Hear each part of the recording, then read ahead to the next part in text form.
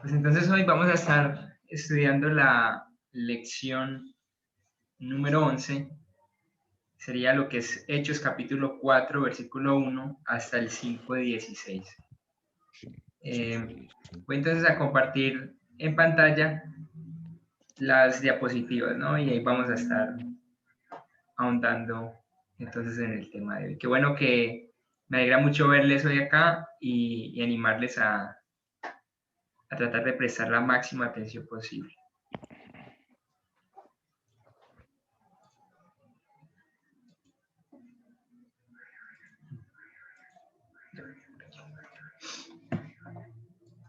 Entonces, a ver, mi computadora está lento. Lección 11, Hechos 4, 1, 5, 18. Sería bueno que ya hubieran leído esos capítulos porque realmente no vamos a entrar versículo a versículo. Vamos a estar estudiándolo, pero es bueno siempre que ustedes lo lean antes de la clase. Recuerden esta gráfica, ¿no? Estamos en un lugar específico que se llama, esta primera sección, estamos en un lugar en específico. Jerusalén. Y es Jerusalén, ajá. Estamos en Jerusalén, ahí en Jerusalén entonces se da la ascensión del Señor, se da lo del reemplazo de Judas, viene el Espíritu Santo, se comienza con se da otro milagro más, una señal más. Pero hoy nos vamos a estar enfocando en esta parte de acá, en la que está señalada en este cuadrito negro. Hablábamos de oposición del concilio, y luego a Ananías y Zafira. Luego para la próxima clase veremos la segunda parte, que sería la posición otra vez del concilio y las viudas negras. Si pudiéramos resumir el contraste entre la primera y segunda sección, cuando hablo de primera sección sería esta, con respecto a la segunda, que sería esta. Habían dos palabritas que aparecieron, no sé si ustedes lo recuerdan bien, dos palabritas, una arriba y otra abajo. Bueno, dos palabritas, no, dos ideas, ¿no? Eran como unos, en la primera parte vimos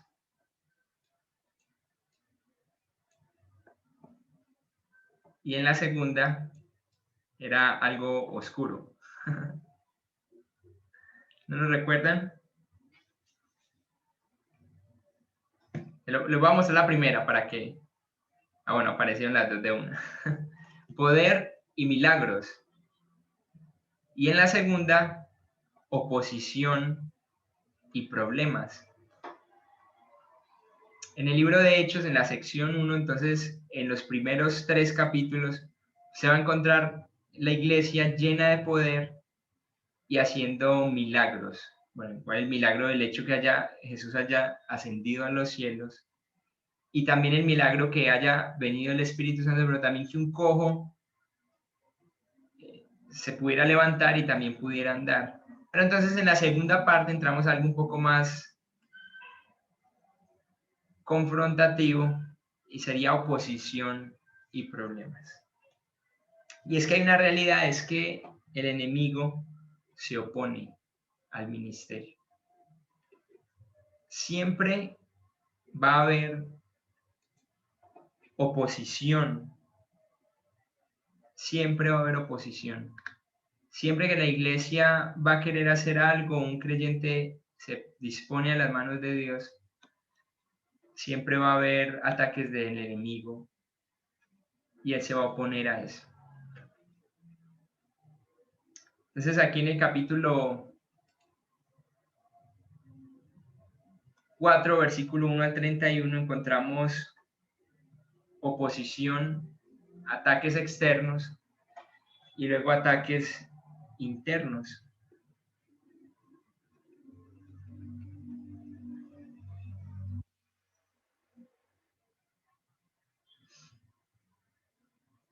Lo que ellos estaban viviendo era que, quizás para poner el contexto de nosotros actualmente, sería como si los principales cabezas de la religión que más nos rodea se opusieran directamente al cristianismo, a seguir a Jesús.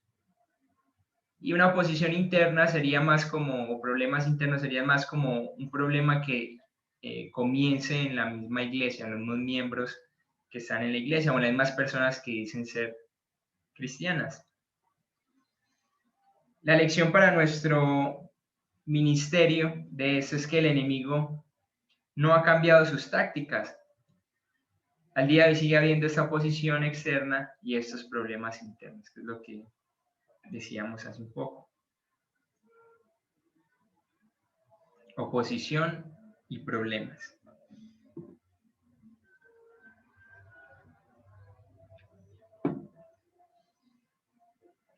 Entonces quiero que entremos en el capítulo 4, ¿cierto? El versículo 1 al 31. Allí vamos a estar viendo la oposición del concilio. Esa primera parte, la oposición del concilio. Vamos a centrarnos acá y después la idea es saltar a Ananías y Zafira. Vamos a ver cómo nos va con el tiempo hoy, pero eso es lo ideal, lo que queremos alcanzar en el día de hoy. Hemos estado aprendiendo cosas muy interesantes del libro de Hechos y entre esas yo creo que eso es una enseñanza bien valiosa para nosotros al día de hoy. Entonces, la reacción al sermón de Pedro. Quisiera que fuéramos entonces, y si alguien me colaborara leyendo capítulo 4, estamos en el libro de Hechos, escrito por Lucas, Hechos capítulo 4, y leer desde el versículo 1 al 4. Voy a leer desde el versículo 1, Hechos 4. Dice, hablando ellos al pueblo, vinieron sobre ellos los sacerdotes con el jefe de la guardia del templo y los saduceos, resentidos de que enseñasen al pueblo y anunciasen en Jesús la resurrección de entre los muertos, y les echaron mano y los pusieron en la cárcel hasta el día siguiente, porque era ya tarde. Pero muchos de los que habían oído la palabra creyeron, y el número de los varones eran como 5,000. Disculpe la bullita por acá. No, tranquilo, tranquilo. Hablando de ellos al pueblo, dice entonces que vinieron sobre ellos los sacerdotes. Miren las personas que vinieron a ellos.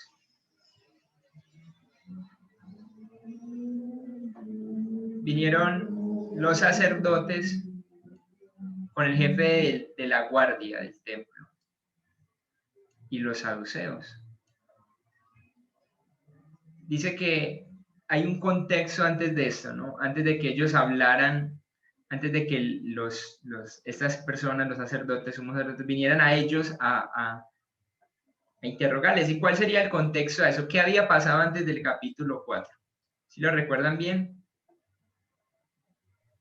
El milagro. Claro. El milagro de... Había sanado al cojo. Ok, habían sanado al cojo. Y recuerden que después de un milagro venía que un ¿qué? Como un avivamiento. Ok, sí. Un sermón. Pero había un sermón. Si recuerdan, siempre acontecía un gran milagro, entonces se paraba Pedro y decía, miren, varones, hermanos, y empezaba a explicar con un sermón lo que había acontecido. Entonces el contexto de esto, podríamos decir que es la predicación de Pedro. Entonces Pedro da una predicación y entonces debido a eso, debido a esa predicación y al hecho que se levantara el cojo, vienen estas personas y van a comenzar a hacer y a deshacer. ¿Cuál fue la reacción del liderazgo religioso a la predicación de Pedro? Miren el versículo 2, él nos va a decir, hay una palabrita ahí comenzando el versículo 2, ¿cuál es? Resentidos. Resentidos. Esa sería la reacción del liderazgo religioso. Entonces, ha pasado un acontecimiento increíble, imagínense, un hombre que siempre había estado cojo, que el pueblo conocía, que los mismos sacerdotes conocían, que inclusive porque recuerden los que estaban allí, se los muestro acá, el jefe de la guardia del templo también lo conocía, todos los días lo veía. Los saduceos igualmente, todos los días lo veían. Los sacerdotes, ¿habían visto a este hombre cojo en el suelo? Claro que sí, también lo habían visto ahí en el suelo. Quizás lo habían mirado hasta con desprecio, o quizás le hayan dado algo de dinero. El caso es que estos hombres estaban resentidos. Ahora, la pregunta sería, ¿por qué estaban resentidos? Ander, a mí me llama la atención algo. Silloncito. Y yo sé que va a decir, pues sí, qué bobo, pues ahí lo dice, pero hay algo importante. Ellos dicen resentidos que se le enseñaran al pueblo. Y es muy importante. O sea, eso pasa como de más, pero si uno mira un poco, ¿por qué se resintieron? Porque era el pueblo el cual ellos tenían engañado con su religión vana, mentirosa y todo lo que pueda arrancar de ahí para allá. Por eso se tildaron. No porque simplemente habían 10 o 5, no, sino que ya se fueron al pueblo abiertamente a predicar de Cristo, claro. Ellos dijeron, viene a pasar lo que pasó con el Señor Jesús un tiempo atrás, que eran plazas y todo. Entonces es muy importante esa parte de ahí. Hay un punto ahí muy teso, John, que tocas, y en cierto modo hay un celo de, la verdad, los fariseos, los religiosos querían ser el centro de atención. Eso se notaba porque ellos siempre estaban haciendo obras para que la gente los viera. Y ellos querían ser siempre el centro de atención. Y acá en este caso, los discípulos están levantando el nombre de Jesús y están enseñándole al pueblo algo diferente. Entonces para ellos les genera un resentimiento. Es muy interesante que la creciente influencia de los apóstoles sobre el Poblacho, dice, Poblacho es un pueblito pequeño sin mucha importancia, por decirlo así, más bien pobre. Dice que fomentaba tanto su envidia como su temor.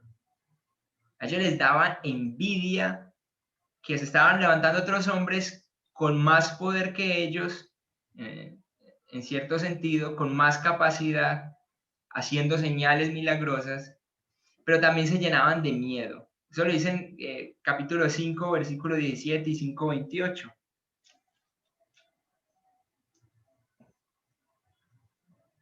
Les voy a leer el 17, el 5:17. Dice, entonces levantándose el sumo sacerdote y todos los que estaban con él, esto es la secta de los saduceos, dice, se llenaron de celos. Se llenaron de celos. Y habían celos entre ellos. ¿Por qué reaccionamos? Sería una pregunta que uno haría, ¿no? Pero ¿por qué uno reaccionaría a esto? Porque a mí me daría rabia que otros estén levantando y estén haciendo grandes milagros. Y hay una palabra aquí que se llama orgullo.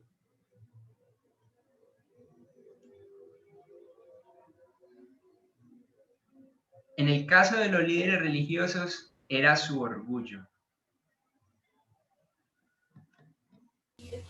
Donde yo creo que también mirar que el trasfondo también ellos venían muy tocados, ya que el Señor Jesús muchas veces le puso el dedo en la llaga. Entonces eso ya venía pues ahí en el corazón ya cargado, ¿no? Y al ver que los apóstoles siguieron las pisadas, pues eso, ellos acudieron a actuar injustamente. Y recuerden que Pedro, el que había negado a Jesús 3 veces, les había dicho ya de frente, ustedes crucificaron a Jesús. Ustedes mataron al autor de la vida. Y esas palabras, la verdad, no tenían un peso grandísimo en ellos. Estaban resentidos, resentidos. Ander, yo quiero decir algo, por favor. Sí, Anita. Que me parece muy increíble como la falta de amor, o sea, falta de amor hacia Dios y falta de amor hacia el pueblo, porque si ellos hubieran amado a Dios y al pueblo, pues se hubieran alegrado del bien, porque el bien es una manifestación del amor. Uy, ustedes le están haciendo ese bien al pueblo, qué bien, enséñenme o cómo puedo yo aprender. Pero realmente no, y eso fue lo que pasó con Jesús cuando él les pregunta, creo que fue en el templo con el hombre de la mano seca, no estoy segura, que les dice, bueno, ¿está bien hacer el bien el sábado o no? díganme ustedes, y ellos no le responden, ellos sabían que la respuesta era sí, está muy bien hacer el bien en todo tiempo, aunque sea un sábado, ellos sabían que esa era la respuesta, pero no quisieron porque para ellos el bien, el amor, la misericordia no era como su objetivo, no era tampoco su motivación. Eran orgullosos. Gracias, Anita. Y ya vamos a entrar un poquito ahí porque es que ahorita lo vamos a ver, pero es muy tremendo que tenían un milagro al frente y prefirieron cerrar su corazón.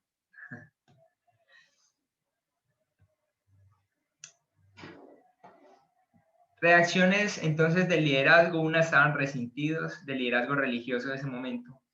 Estaban en desacuerdo con predicar la resurrección de Jesús. Eso está en el versículo 2, ¿no?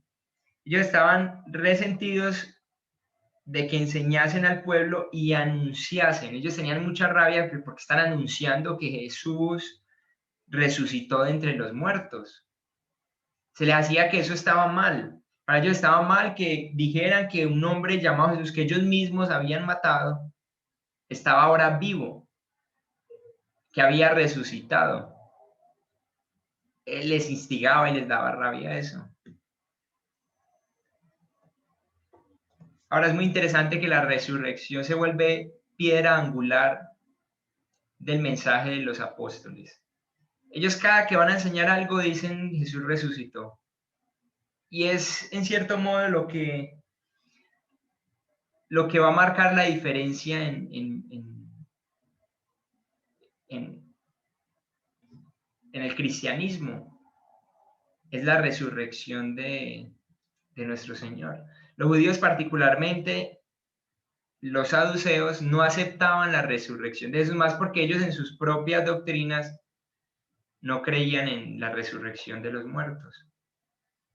Y que alguien llegue y les diga, no, que Jesús resucitó, para ellos eso iba a ser de repudio, como que iba en contra de sus creencias comunes. Ahora, en contraste a esto, a esos líderes religiosos, ¿cuál sería la reacción o cuál es la reacción del pueblo en general, ¿no? a la predicación de Pedro? Si ustedes miran el versículo 4, ahí van a encontrar la respuesta. ¿Cuál fue la reacción del pueblo en general? ¿Cómo reaccionaron? Creyendo. Creyendo. Es decir, la gente dijo, ¿qué creyeron? Que Jesús había resucitado.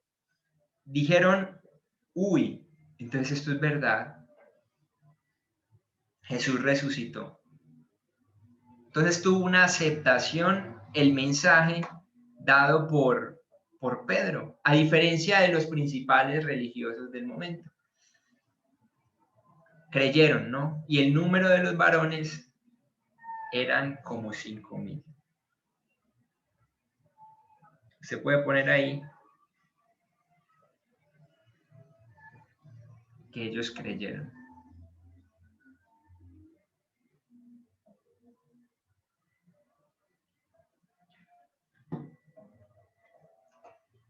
Eso es lo que generó el milagro del cojo.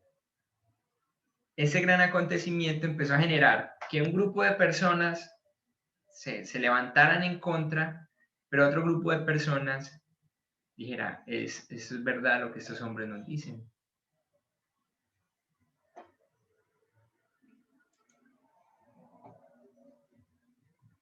Y si la palabra de Dios no estaba presa y el mensaje de Pedro dice que fue bendecido, de tal manera que 2,000 varones israelitas más aceptaron a Jesús como su Mesías, lo que elevó el número de hombres creyentes a la cifra de 5,000.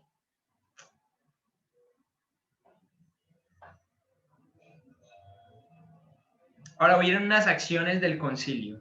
Primero, acabamos de ver una reacción, ¿cierto? Que fue resentidos, en completo desacuerdo con que se enseñara y se predicara la resurrección de Jesús. Pero luego hubieron unas acciones del concilio. ¿Cuál fue la pregunta del concilio? ¿Qué preguntaron? Si ustedes saltan al versículo 7, les hacen una pregunta. ¿Cuál es esa pregunta? ¿Con qué potestad lo hacían? Claro, ¿con qué potestad ustedes, con qué potestad hacen eso? Es decir, ¿bajo qué poder están haciendo eso? ¿O quién está detrás de eso? ¿No? La pregunta es ¿con qué potestad o en qué nombre habéis hecho esto? ¿Quién está detrás de lo que ustedes están haciendo? Están buscando un responsable, pero un responsable a qué, ¿no? Y ya lo vamos a estar viendo. Entonces, ¿con qué potestad o en nombre de quién ustedes hicieron esto? Recuerden que los apóstoles no habían hecho nada por sí mismos. Ellos eran personas que no, en su propia fuerza no podían hacer absolutamente nada. Ellos tenían que hacer todo en nombre de Jesús, bajo el poder y la autoridad de Jesús. Entonces ellos... Anderson, Hola, hola qué Fabi. pena. Yo quisiera como complementar ahí porque en Mateo 21-23, esa misma la pregunta se la hacen a Jesucristo. Ah, sí, señor. Dice así, cuando llegó al templo, los principales sacerdotes y los ancianos del pueblo se acercaron a él mientras enseñaba y le preguntaron, ¿con qué autoridad haces estas cosas? ¿Quién te dio esta autoridad? ¿Y qué respondió Entonces, Jesús? ya le cuento. Respondiendo Jesús les dijo, yo también os haré otra pregunta, y si ¿Verdad? me contestáis, también yo os diré con qué autoridad hago estas cosas. Es muy interesante que el Señor les lanza otra pregunta, el Señor los burla ahí en cierto modo Sí. y les responde con una contrapregunta. Ah, ¿cómo contestó entonces Pedro al concilio? Si ustedes miran versículo 8 al 12, si alguien se anima y lo lee el versículo 8 al 12. 8 al 12, ¿verdad? Sí, bro.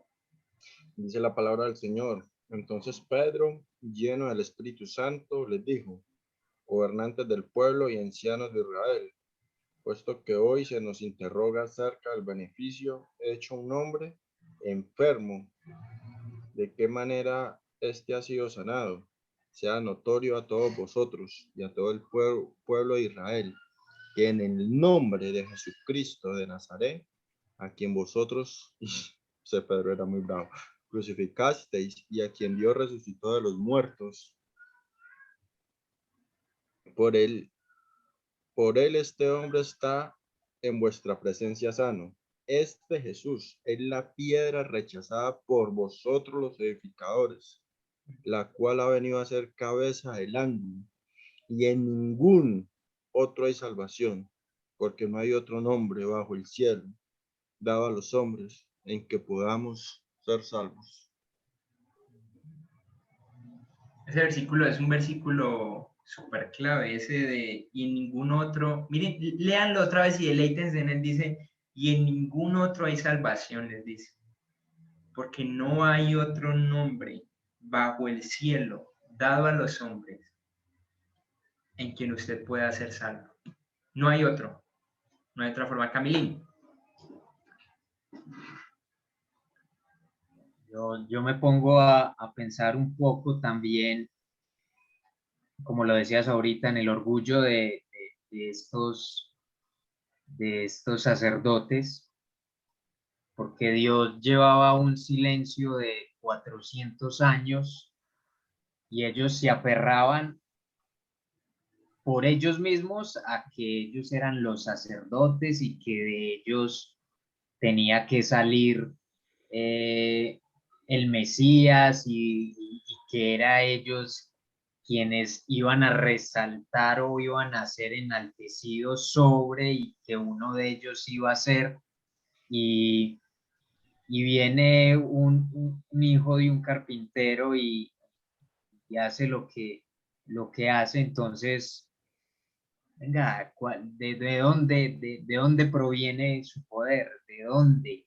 Si nosotros somos la línea directa con Dios. Eso me pone a pensar un poco también tristemente en la religión católica cuando hablan del Papa y este tema de esa manera, que él es el único enviado por Dios, y se aferran a esa religiosidad. Entonces, y que por esa religiosidad han hecho lo que han hecho, no solo en esa época, sino posterior, y la que todavía se sigue haciendo. Total. Gracias, Camilo. Muy interesante eso, ¿no? Orgullo. Orgullo. Un orgullo que finalmente los llevó a no creer. Eso es muy, muy importante tenerlo en cuenta. La mayoría de gente no cree hoy en día, no porque la obra de salvación no esté dispuesta para ellos y no esté a su alcance, sino por orgullo, por puro orgullo. ¿Cuál sería entonces cómo contesta Pedro al concilio? Lo acabamos de leer, y lo primero que Pedro hace es responder enfocando a Jesús. Él les dice, en el nombre de Jesucristo de Nazaret, les da la respuesta a su pregunta. ¿Y ustedes en qué nombre están haciendo eso? No, lo estamos haciendo en el nombre de Jesucristo. Pedro nunca, ahí se nota que ellos no sufren de orgullo en ese sentido, nunca se enfocan a ellos. No, es que nosotros somos el pueblo, los que Dios estableció para expandir la... No, no. Ellos dicen, no, es que esto fue hecho simplemente en el nombre de Jesús. Por él, y responden ellos, este hombre está en vuestra presencia sano. Esto era innegable, queridos.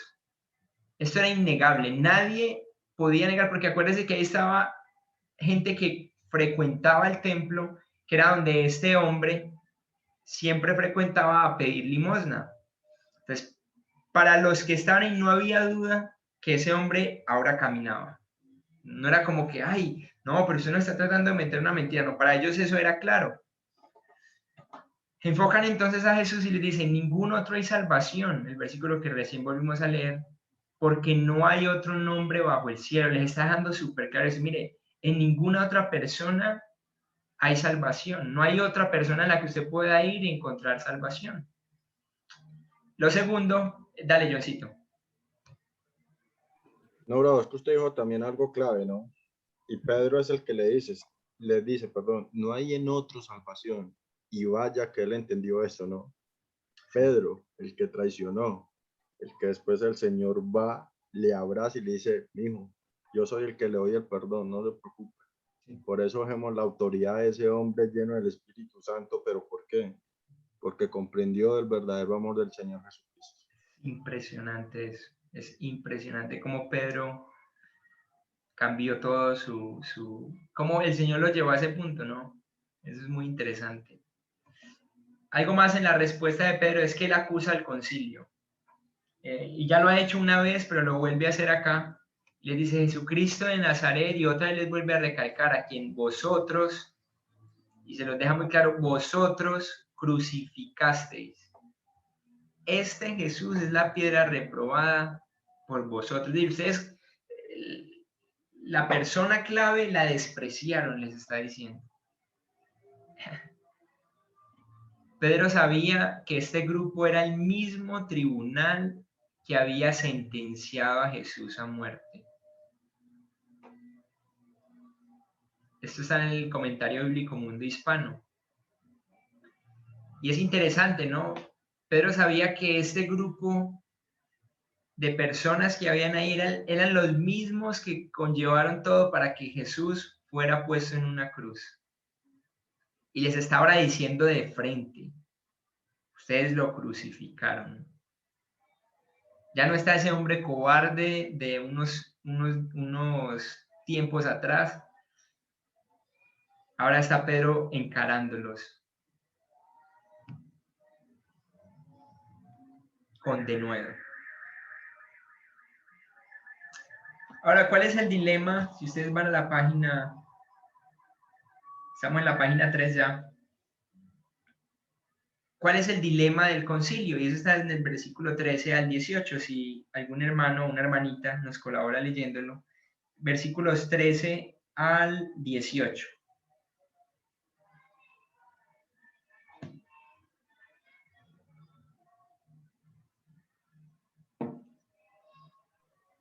Lo voy a leer, hermano.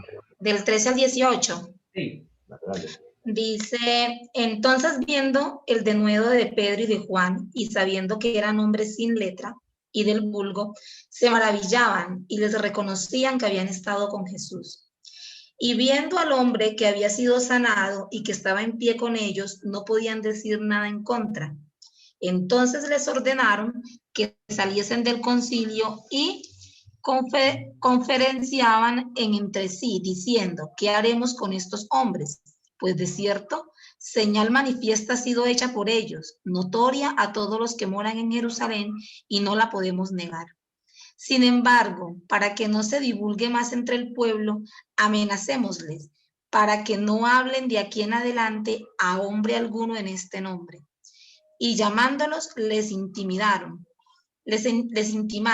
que en ninguna manera hablasen ni enseñasen en el nombre de Jesús. Y aquí está ese versículo 16 que a mí me tuvo un gran impacto. Y es esa pregunta, ¿qué vamos a hacer, no? Con estos hombres. Y miren lo que ellos mismos miren hermano lo que ellos mismos están diciendo, dice, porque de cierto, están convencidos ellos mismos de esto, dice, señal manifiesta ha sido hecha por ellos, notoria a todos los que moran en Jerusalén. Sí, eso es verdad, lo que acabamos de ver es verdad. Y ojo a la frase que sigue, y no lo podemos negar. Y eso es lo que a mí me da como chispunchis, como rabiecita.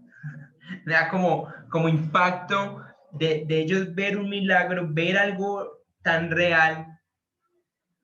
Y en vez de decir, no, pues es que es verdad, mire esto es lo que pasó, creámoslo. Y decir, no, esto es la verdad. Se voltean a lo contrario y están desesperados por cubrir su orgullo. No lo podían negar, lo que había acontecido, que eso se había hecho en el nombre de Jesús, lo entendieron, por decirlo mentalmente, pero no lo creyeron con el corazón. Pedro y Juan, entonces, el dilema del concilio es que ellos eran hombres sin educación, pero hablaron con valentía. Teníamos personas que no eran muy elocuentes probablemente en su vida común como pescadores, pero hablaron con valentía. Y esa palabra valentía ahí da la idea de hablaron con poder, pero también daban evidencia de haber estado con la persona de la que estaban predicando, con Jesús. Y a mí me encanta este pasaje, porque cuando los del concilio que estaban allí los veían, para ellos no había duda que estaban hablando con valentía, con poder, que había algo extraordinario en ellos. Recuerden que estos hombres, al igual que nosotros, tenían el Espíritu Santo dentro de ellos. Y lo otro que ellos veían era decir, no, es que esta gente, no hay duda que esta gente también estuvo con Jesús. Y lo otro que les carcomía era que el hombre sanado estaba ahí al lado de ellos. El milagro mismo, la señal misma, estaba ahí parado.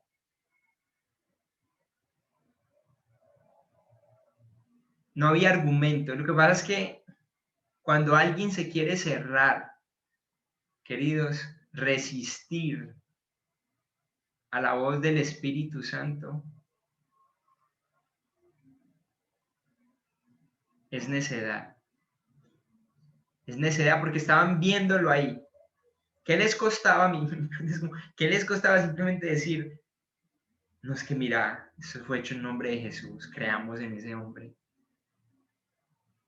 Orgullo. ¿De qué podían acusarles? Ahí se estaban enfrentando al dilema.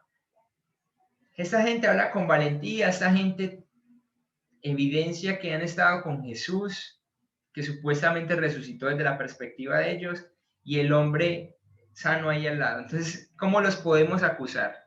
¿De qué los podemos acusar?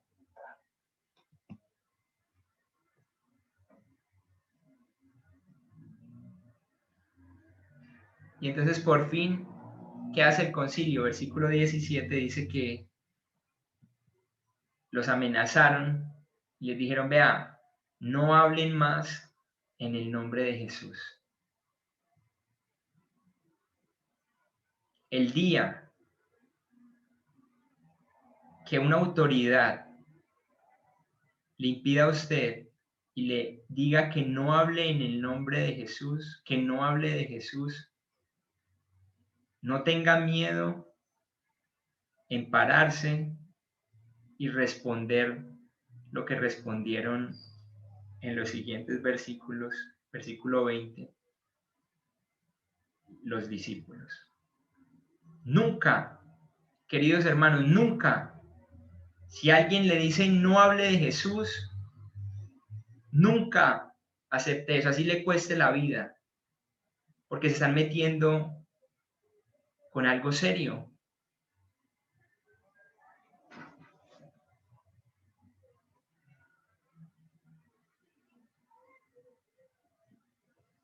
¿Cómo respondió Pedro y Juan a la amenaza del concilio? Versículo 19 al 20. Si alguien nos colabora leyéndolo. Dice la palabra del Señor, mas Pedro y Juan respondieron diciéndoles, juzgad si esto es justo delante de Dios, obedecer a vosotros antes que a Dios. Porque no podemos dejar de decir lo que hemos visto y oído. Ellos entonces les amenazaron y les soltaron, no hallando ningún modo de castigarles, por causa del pueblo, porque todos glorificaban a Dios por lo que se había hecho, ya que el hombre en quien se había hecho este milagro de sanidad tenía más de 40 años. Gracias, mi hermano Raúl. Frente a la oposición, los discípulos escogieron obedecer a Dios y no al concilio. Esto es exactamente lo que debe hacer el creyente hoy en día. Si hay oposición a que el nombre de Dios sea puesto en la tierra como el ser perfecto por excelencia, como el que da salvación, como el único hombre que da salvación, nuestra respuesta debe de ser, es preferible obedecer a Dios antes que a los hombres, sin importar las consecuencias que eso traiga. No importa. Aquí ya hablaríamos de que si toca morir, es necesario hacerlo, porque es necesario obedecer a Dios antes que a los hombres. Entonces, ante la oposición externa, los discípulos escogieron obedecer a Dios y no al concilio. Aquí pasa algo muy interesante, y ya quizás vamos a entender el contexto de ese pasaje, de esa oración hermosa. Y es que entonces se está dando un fuerte enfrentamiento humano, externo, ataque externo. Los discípulos se ranchan y se paran y dicen, no, nosotros no tenemos por qué obedecerles así ustedes sean autoridad de nosotros. Aquí nosotros ya no, hasta aquí llegamos, ya nosotros no tenemos por qué obedecerles a ustedes. Y entonces acuden a algo en lo que somos particularmente débiles, o por lo menos yo, y es a la oración. Estos versículos 23 al 31 es la reacción de la iglesia. La reacción de la iglesia frente a la persecución es la oración. No es protestas. Eso es muy interesante. No es protestas, no es nada diferente a orar. Ahora, ¿orar qué? ¿Qué oraríamos nosotros? ¿Oraríamos para que el Señor quite la persecución? ¿Oraríamos para que ¿cuál sería nuestra oración, no? Y eso lo vamos a ver en este momento, en el contexto del libro de Hechos. Pero esta es la reacción de la iglesia frente a la persecución. La reacción de la iglesia frente a la persecución es la oración. Y esto es el patrón para nosotros, la oración de la iglesia. Anderson, qué pena. Sí, Fabi. Yo quiero aportar algo ahí. Yo veo ahí que los apóstoles entendieron que la autoridad ya no era posicional a través del poder, del conocimiento, pues, intelectual ni económico, sino funcional, la que Dios da, que era ya hacer las cosas verdaderamente porque el Espíritu de Dios está ahí en ellos. Entonces, no es la fuerza material, sino el poder espiritual. Muy importante esa situación que ellos entendieron y que nosotros deberíamos entender para poder uno tener fuerza y poder y valor y poder enfrentar lo que el mundo dice. Que el mundo dice que no, que es los que están arriba, los que, por ejemplo, el Papa, que tiene tanta plata, tanto poder, y eso no, delante de Dios, no, eso no sirve de nada. No sirve de nada. Gracias, Fabi. Sí. Finalmente, Dios es la autoridad suprema y a Él es a quien hay que sujetarse. Es la autoridad espiritual a la que hay que sujetarse. Y eso aplica en toda área de la vida.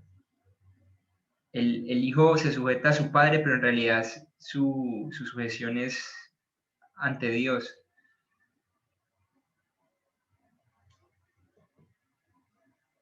¿Cómo comenzaron su oración? Y si alguien lee el versículo 24 del capítulo 4 de Hechos. Vale, Y hermano. Hechos. Versículo 24. Sí.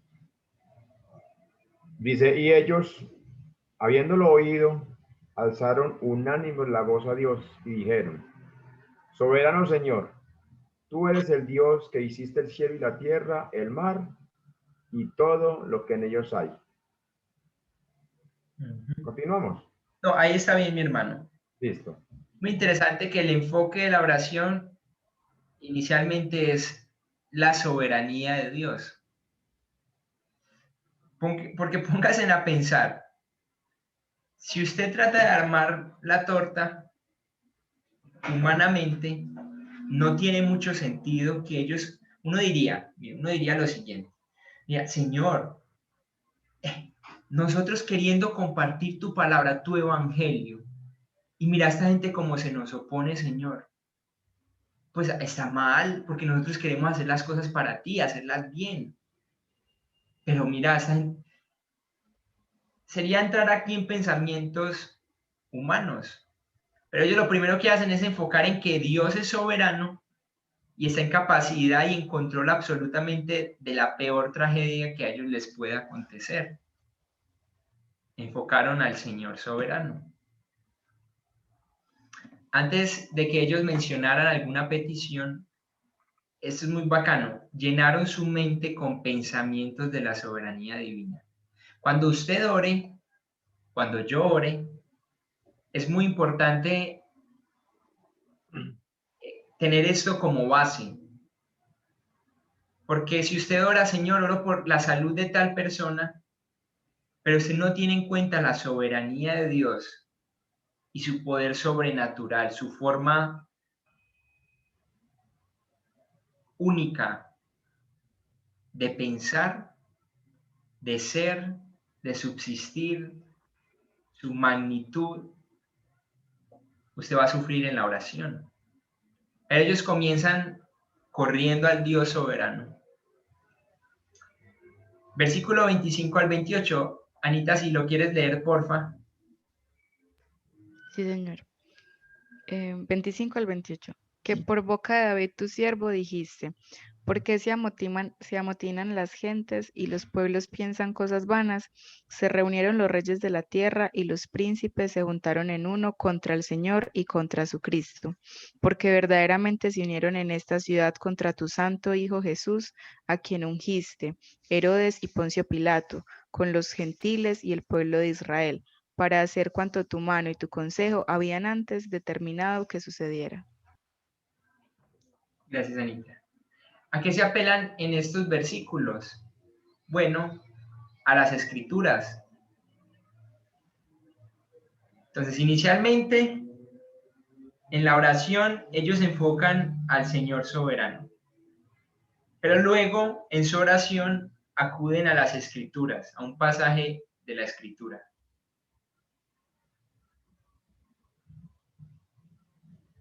Es el Salmo 2. Analizaron las circunstancias de la perspectiva de la palabra de Dios, en la perspectiva de la palabra de Dios. Es la forma correcta, en cierto modo, de orar. Usted enfoca al Señor, lo que Él es, pero luego, a través de la Escritura, usted entiende la perspectiva y lo que está aconteciendo. Una oración contextualizada en la Escritura.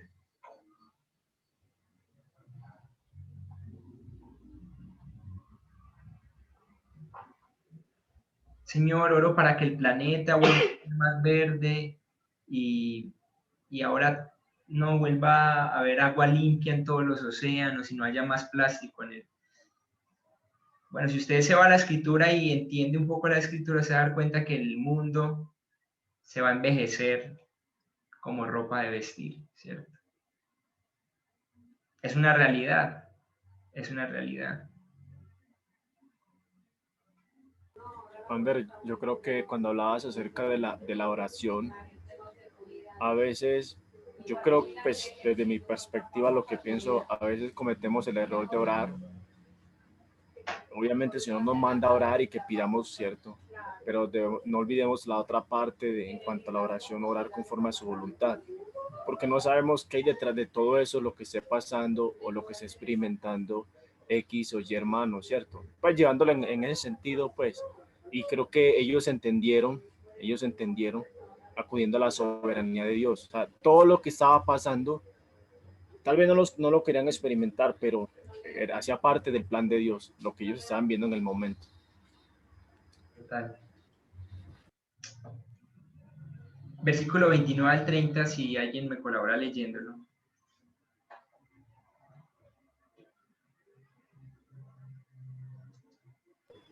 Dice, y ahora mira sus amenazas y concede a tu siervo que con todo denuedo hablen tu palabra, mientras extiendes tu mano para que se hagan sanidades y señales y prodigios mediante el nombre de tu santo Hijo Jesús. Amén. Ellos acá enfocan el ministerio.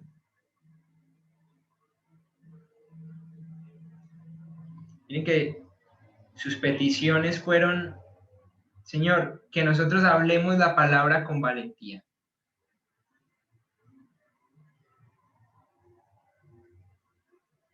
Y lo otro, Señor, que se puedan hacer señales para respaldar la proclamación de tu palabra.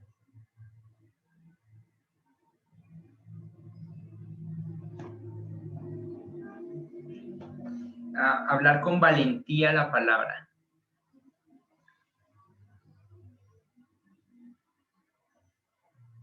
Es como que alguien llegue, toque ahorita a tu puerta y te amenace, te diga, si sales y cruzas esta puerta, te vamos a matar o te vamos a golpear fuertemente. Entonces apenas ellos se van, usted esté orando para que el Señor le dé valentía para salir por la puerta. Ellos no se estaban dejando intimidar por lo que estaba aconteciendo. Y eso lo demuestran en su oración. Y están diciendo, Señor, usted nos la valentía, nosotros necesitamos valentía para salir a la calle y seguir hablando del nombre de Jesús. Aquí no importa que ya la autoridad se nos esté oponiendo, lo que importa es que usted nos dé de nuevo. Y concédanos señales para respaldar la proclamación de la palabra.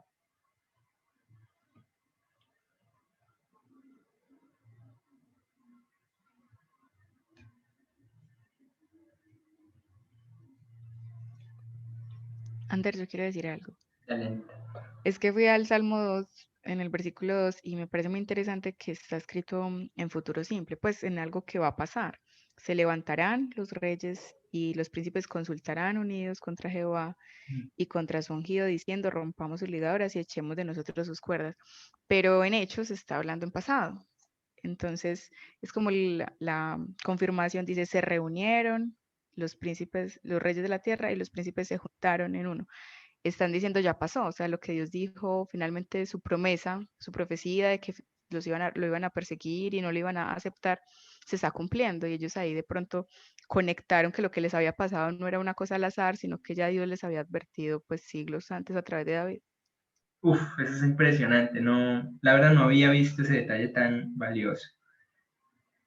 Es muy bueno porque se está dando confirmación. Ellos están diciendo, esto que decía hace muchos años, cientos de años, miren, ya se cumplió, ya se cumplió. Gracias, Anita, por ese comentario, muy valioso. Nuestra oración probablemente hubiera sido, Señor, sácame de esta situación. Es la oración cobarde del cristiano. Creo que me lagué, ¿no? ¿Sí me están escuchando? Así. Pero la oración de nosotros hubiera sido, Señor, sáquenos de esta situación. Y es que ustedes se van a dar cuenta que el cristiano actual sufrimos de cobardía. Lo digo con respeto hacia los hermanos que estamos acá, pero lo digo también queriendo confrontarnos un poco. Y es que la oración de nosotros normalmente son cobardes, son huyéndole al dolor, son huyéndole a la persecución, son huyéndole a la enfermedad, son huyéndole a los problemas. Y eso es lo típico que usted va a encontrar en todos los patrones muchas veces de nuestras oraciones. Señor, quíteme, líbreme del dolor, Señor. Y saben, los discípulos acá, por lo único que están pidiendo es por valentía en medio de la circunstancia. O sea, que usted está sufriendo una enfermedad terminal de muerte, o está sufriendo persecución, o está sufriendo X o Y cosa, usted no ore por más que valentía en medio de la situación para que el nombre de Dios sea conocido. ¿Por qué hacemos oraciones cobardes, basadas en la cobardía?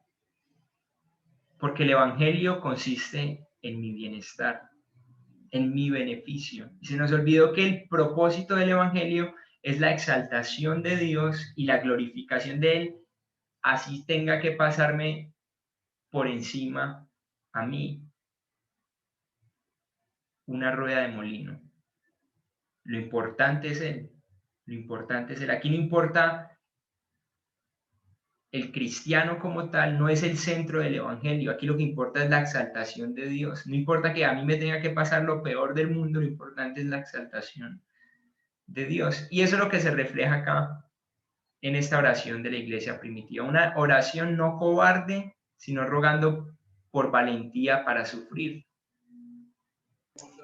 Anderson, yo quisiera compartirles algo, a mí una opinión, y es que también se ve una gran diferencia, ¿cierto? Como en la reacción, y aunque todos sabemos que de alguna manera también es frustrante cuando uno comparte el evangelio y de pronto no tiene como la respuesta que uno espera, pero me impactaba un poco en el ver esa respuesta de ellos ahora aquí en los Hechos, cuando vemos una situación muy diferente en Lucas, en el capítulo 9, en el versículo 54 que me gustaría compartirles, y dice: y viendo esto sus discípulos Jacobo y Juan dijeron: Señor, ¿quieres que mandemos que descienda fuego del cielo como lo hizo Elías y los consuma?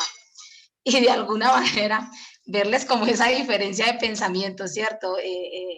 en este momento cuando fueron rechazados allí y verles ahora como un comportamiento tan diferente en los hechos, que en vez de querer de pronto como de ser agresivos, mejor se ponen a orar, mejor le piden la dirección al Señor, mejor se encomiendan al Señor. O sea, realmente que impacta mucho la obra del Espíritu Santo cuando está en un creyente.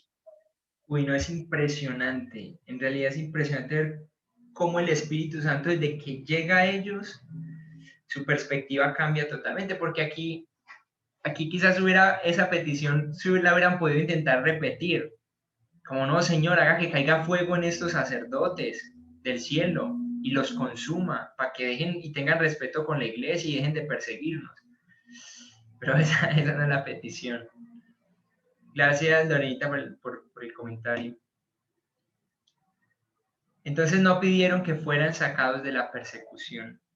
Es algo, una nota que usted podría poner ahí. Ellos no pidieron ser sacados de la persecución. Que el Señor nos ayude, hermanos, porque normalmente nosotros lo que pedimos a Dios es para nuestra comodidad. Estamos súper enfocados en nuestra comodidad.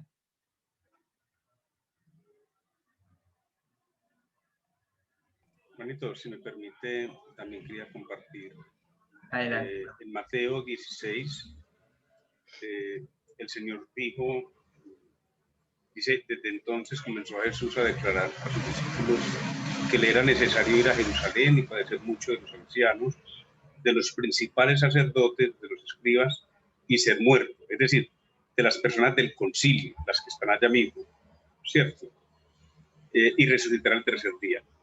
Entonces Pedro, tomándole aparte, comenzó a reconvenirle, diciendo, Señor, ten compasión de ti, en ninguna manera esto te acontece. Y pues haciendo el comparativo de cómo oraron, y ahora el pensamiento de Pedro acá con respecto a lo que le iba a pasar al Señor cambió totalmente, y ya no estaba diciendo, y tampoco a él le importaba morir por proclamar la palabra, morir por el nombre de Cristo. Ya no estaba diciéndose ni siquiera él mismo que esto no me vaya a pasar, así como se lo dijo al Señor, sino que pues definitivamente el Espíritu Santo estaba orando en él y estaba cumpliendo el propósito para el cual fue enviado. Gracias, mi hermano Raúl. Me alegra que el Espíritu Santo nos esté guiando un mismo pensamiento. Miren el resumen de lo que acabamos de hacer. La oración de ellos primero se enfoca en Dios, luego en la palabra y luego en el acontecimiento, en el ministerio como tal, en cómo hacer para que el nombre de Dios siga siendo extendido con valentía.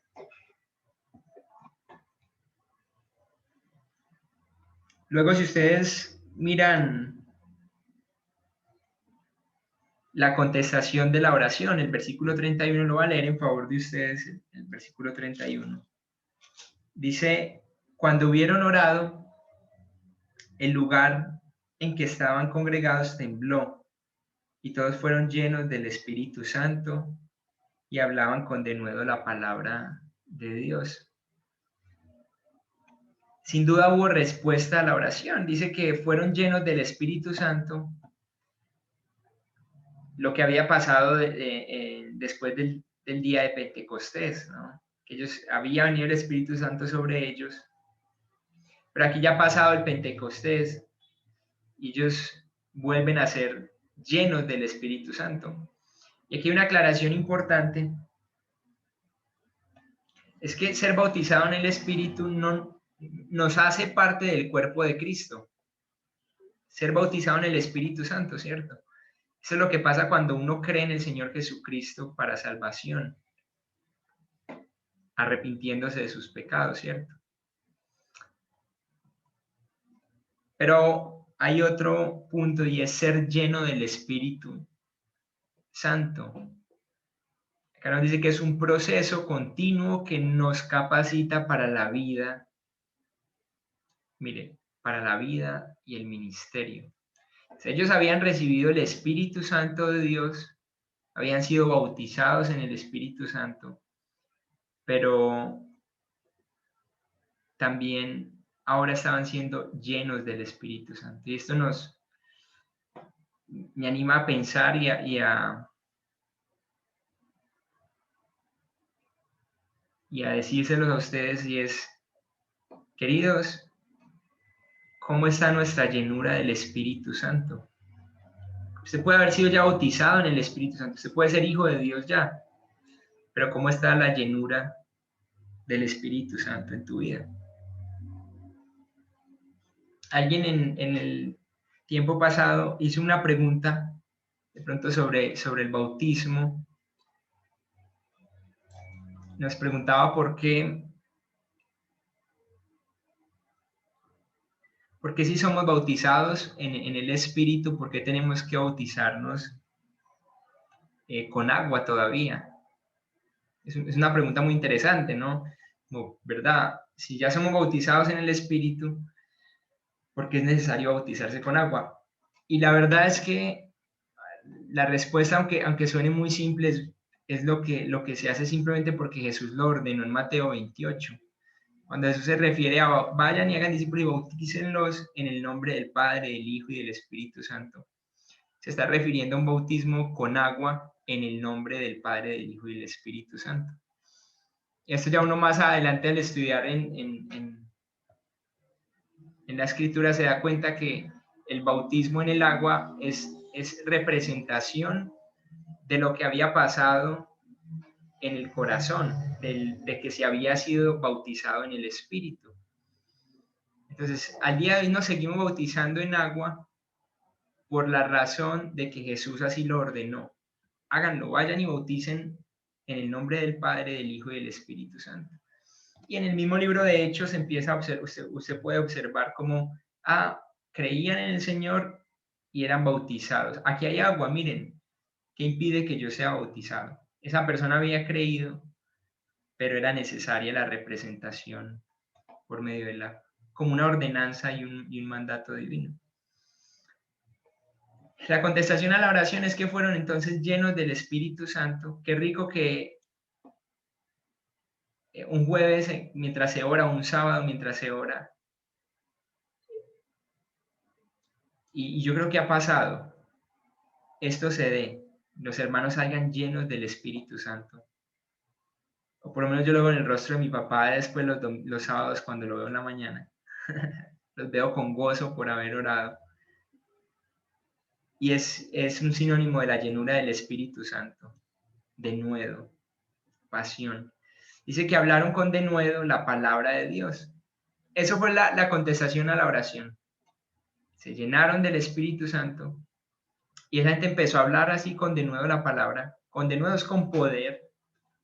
Sus palabras eran mencionadas y tenían un impacto directo en el corazón de las otras personas que escuchaban y acontecían conversiones de las personas.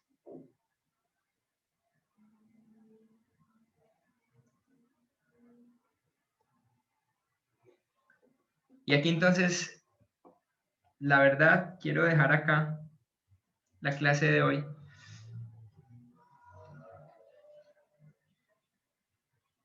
Para no extendernos mucho y más bien la próxima clase continuamos con esa lección. Miren, hoy estuvimos viendo la oposición del concilio, capítulos 4, versículo 1 al 31. La próxima clase, igual tengan impreso el otro material, el que sigue, porque probablemente saltemos al otro inmediatamente. Pero la próxima clase vamos a seguir con Ananías y Zafira. Es otro tema súper interesante en este contexto que estamos viendo y nos va a ser de mucha edificación. Por hoy yo quisiera que ustedes se quedaran en el corazón con un deseo de pronto por orar más al Señor como iglesia, pero también con la convicción de que usted también puede ser lleno del Espíritu Santo ante la oposición. La oración es la respuesta a la oposición. La oración es la respuesta a aquellos que se levantan contra el cristianismo de una forma directa o indirecta. La oración a que se quite la oposición, no, a que Dios le dé valentía a usted y a mí. Entonces, sin más, quisiera terminar este tiempo con una palabra de oración y así nos despedimos.